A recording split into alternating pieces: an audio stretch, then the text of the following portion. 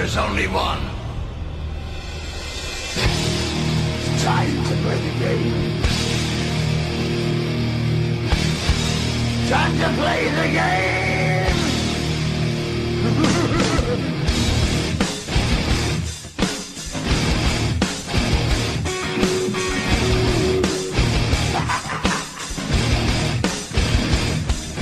It's all about the game, and how you play it, all about control, if you can take it. Ladies and gentlemen, welcome back to another episode of Damage 365 Radio, episode number 11.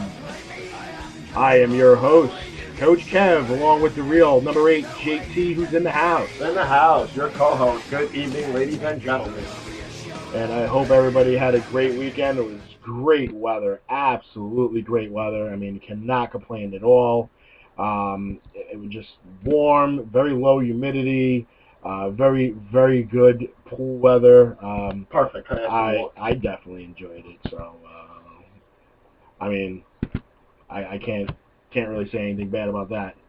But we have a great show in store for you today, including a very happy Damage recap. That's right, folks. It's time to break it out. Damage finally coming together as a team. 3-game winning streak. Damage defeats the Benchwarmers this week at Egbert 16-6 and 16-1.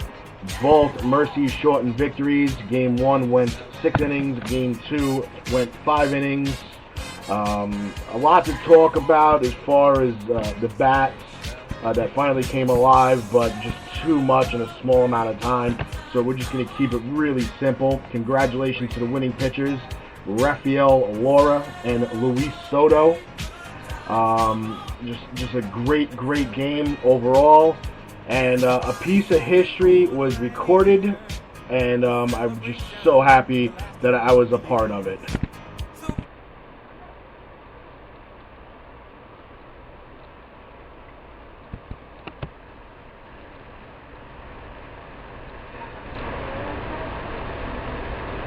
That's right, ladies and gentlemen, the first ever female home run in the history of Damage Athletics softball, this being year number 20. Congratulations to number 26, Stephanie Allen, who clocked a 3-run jack down the left field line and legged it all the way home with an inside the Parker, becoming the first ever female in history of Damage softball to record a home run. Congratulations to Stephanie Allen. She definitely earned it. She's a trooper. She's been here for a couple of years now, and bravo, Steph. 110% for her. And we're very, very, very excited that Stephanie was able to do it. And in the words of Bob Murphy, it sounded something like that. From Mike Piazza. But it was Stephanie Allen. High fly ball, deep to center field. It's way back. It may go. Gone. And the crowd goes crazy. Gone as Stephanie Allen jumps on home plate. A 3-run Jimmy Jack. A jack. That was a shot. It was a shot. And it was legit. Props it was legit. Props absolutely to Stephanie Allen. A great job for her. She was very excited. Took a little while for to sink in before she realized exactly what that meant in the history of the team. It's been a long time, very long time since we were able to actually witness a female hit a home run, and it wasn't a cheapie. So it wasn't a South Beach 2 190-foot, 200-foot home run. It wasn't a Wagner College short fence home run. This was Egbert. This was a blast down the line, beat the outfielder, and she legged it all the way home, including the 2 runners in front of her. Great job, Stephanie Allen. Great job, Damage softball. We improved to 5-4, right? 5-4. 6-5. 6-5. And only 1 game over 500. 6-5 on the season. Heading into next week, a possible triple header. We'll get more on that later on. But right now we want to get right into our next segment, the new segment, the Tory story.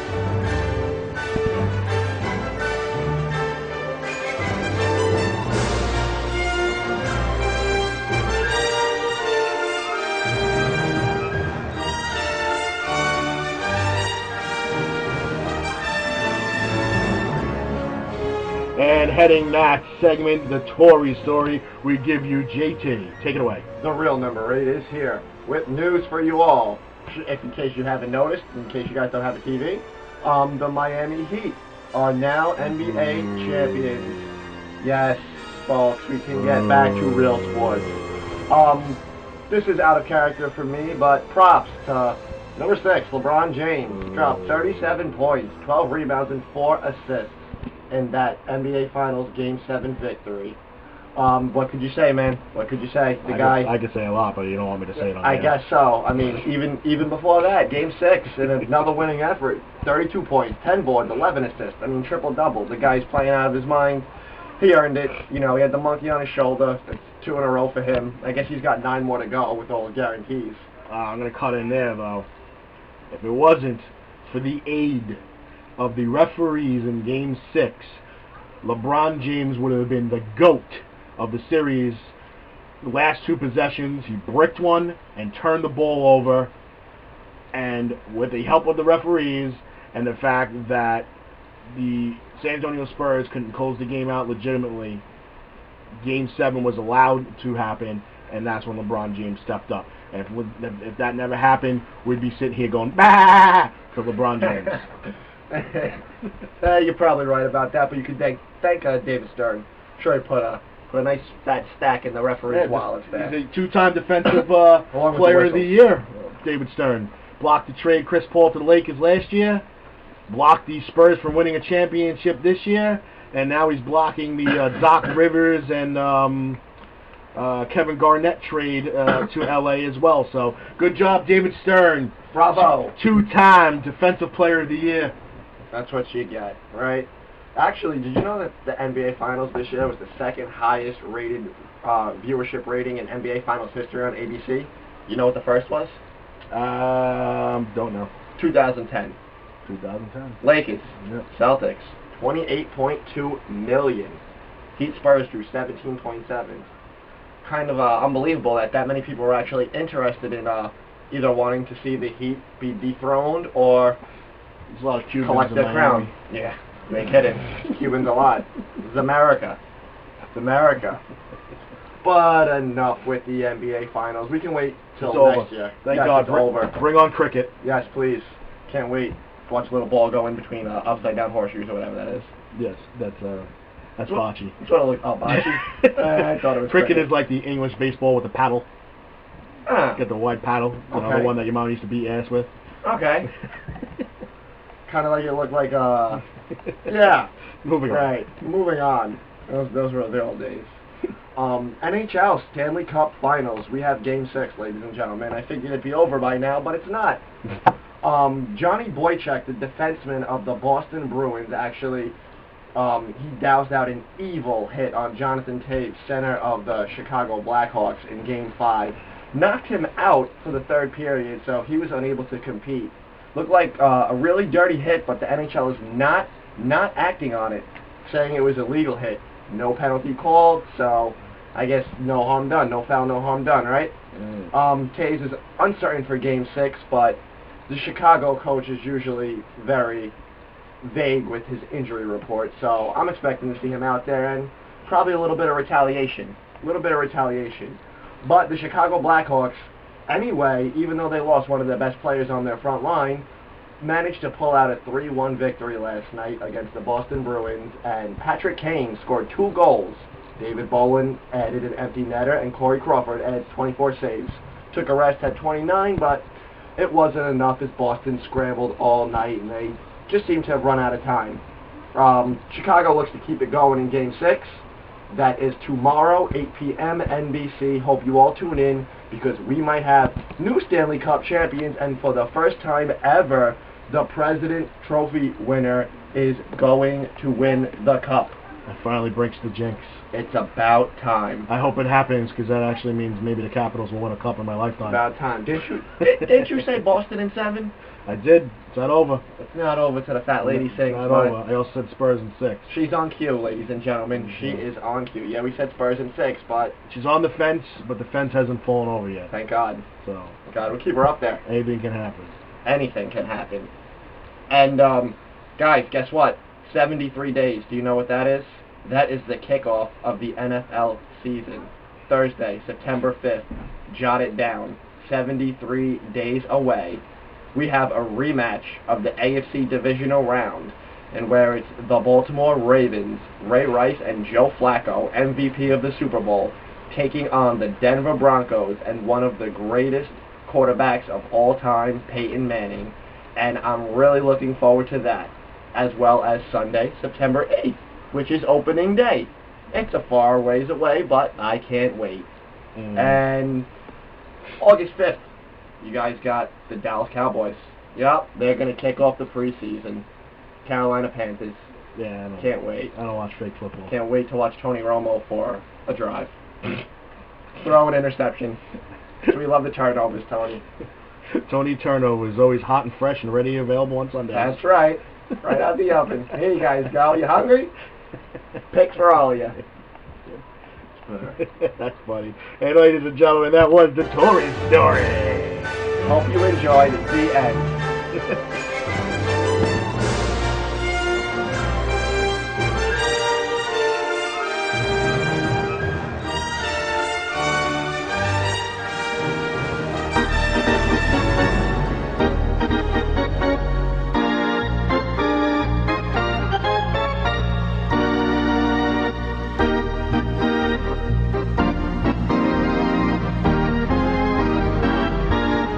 That organ means it's time for the next segment.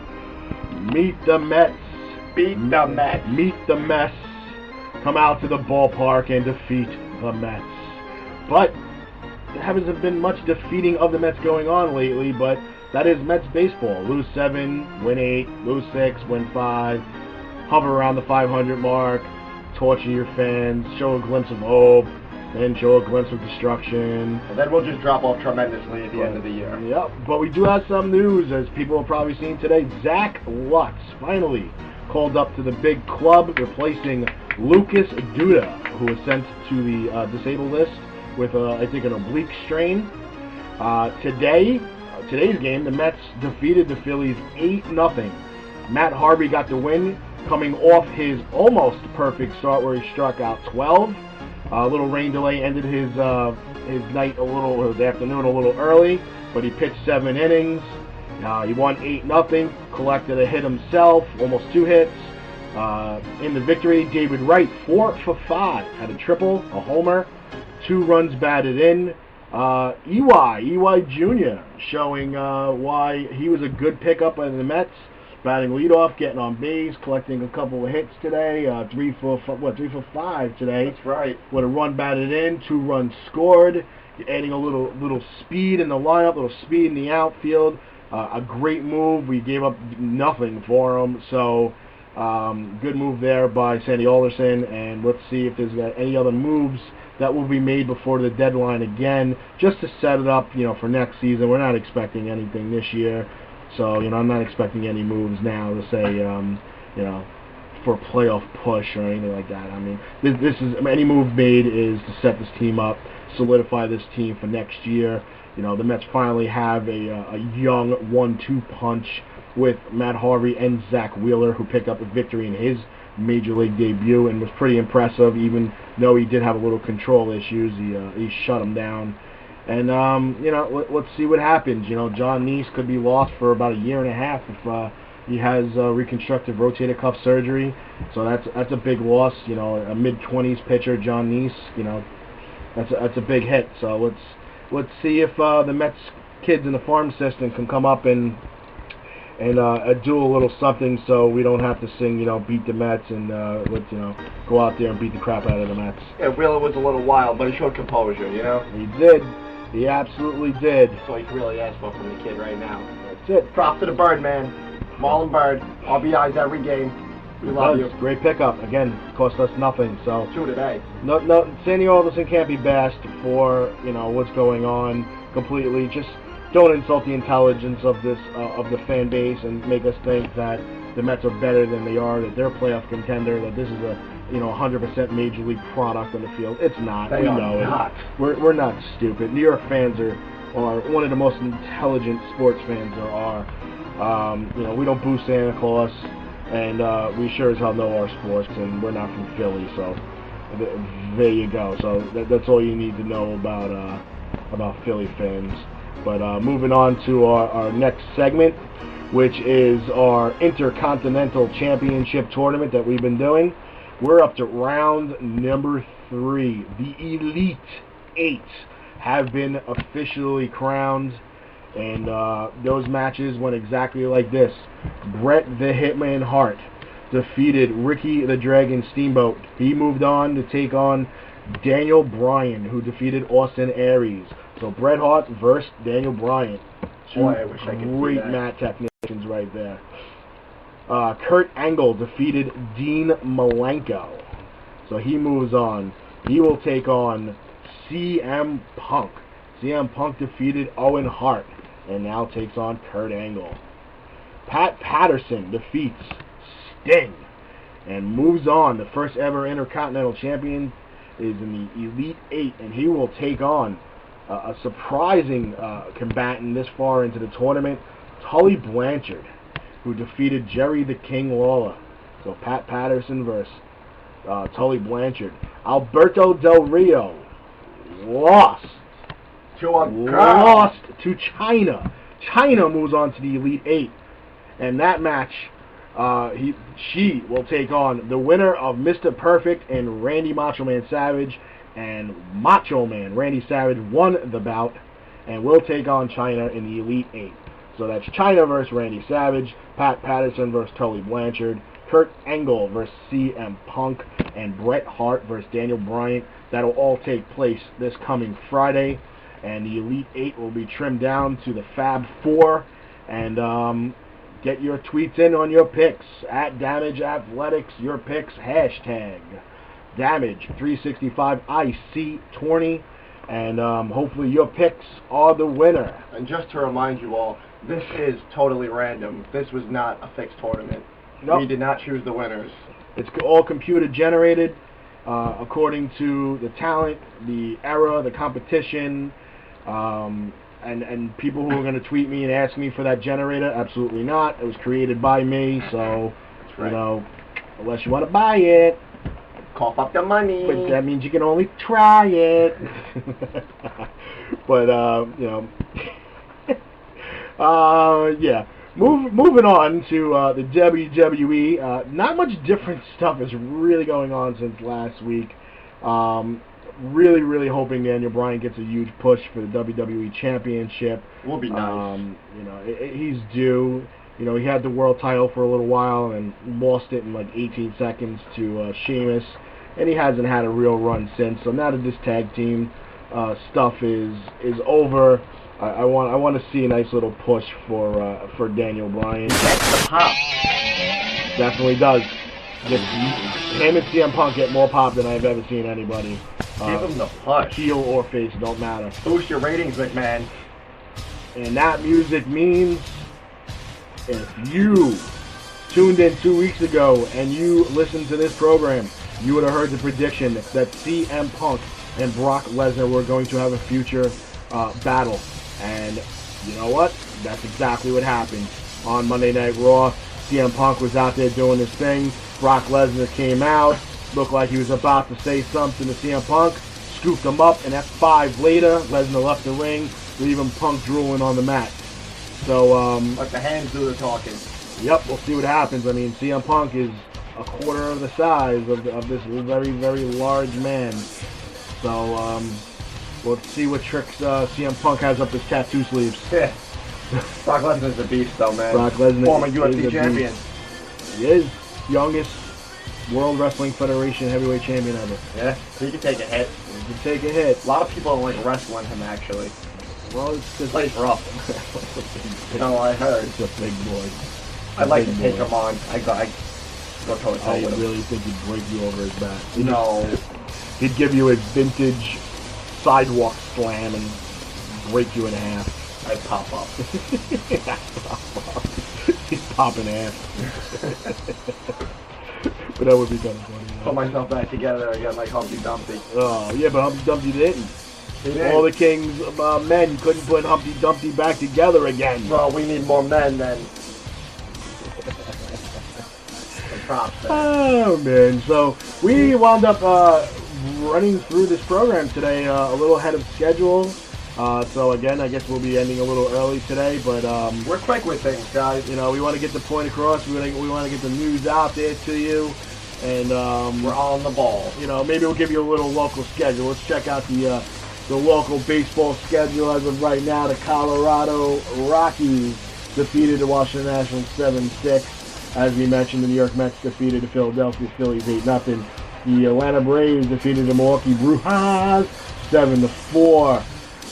In the top of the 8th, the Miami Marlins leading the San Francisco Giants 3-2. Shocking.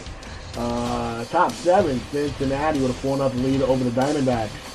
In the bottom of the 8th inning, the Dodgers and the San Diego Padres in that West Coast battle tied up 1-1.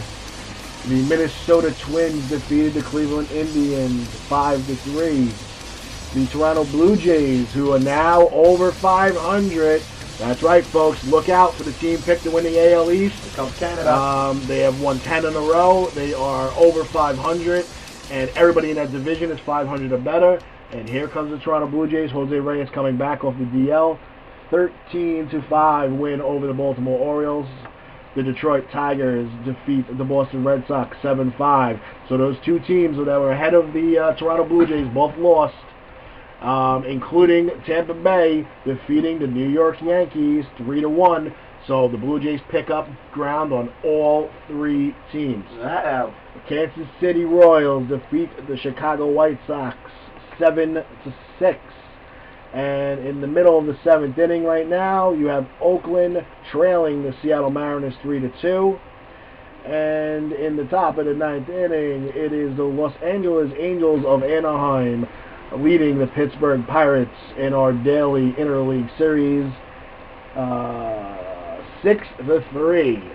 6-3. So that is your baseball recap for the day. What, are you going to forget about the Cubs and Astros because they suck? Oh, there's no team. Yeah, the Cubs, man, they put up 14. The Cubs, the lovable losers, trounce the Houston Astros 14-6.